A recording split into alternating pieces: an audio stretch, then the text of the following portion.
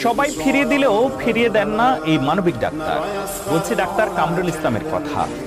বিনামূল্যে 1800 কিডনি প্রতিস্থাপন করেছেন তিনি। যেখানে হাজারো মানুষ কিডনি নষ্ট হয়ে জীবনের শেষ সময়ের প্রহর গুণে, সেখানে এই চিকিৎসক হয়ে উঠেছেন আশার আলো।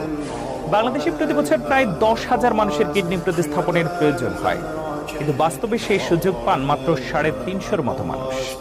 এর প্রধান কারণ হলো বেশি খরচ আর সঠিক চিকিৎসার অভাব। খরচের ভয়ে আর সঠিক পথ না পেয়ে অসংখ্য মানুষ অকালে প্রাণ হারায়। এই কঠিন বাস্তবতার মাঝেই এক মানবিক উদ্যোগ নিয়ে এগিয়ে এসেছেন ডাক্তার কামরুল ইসলাম।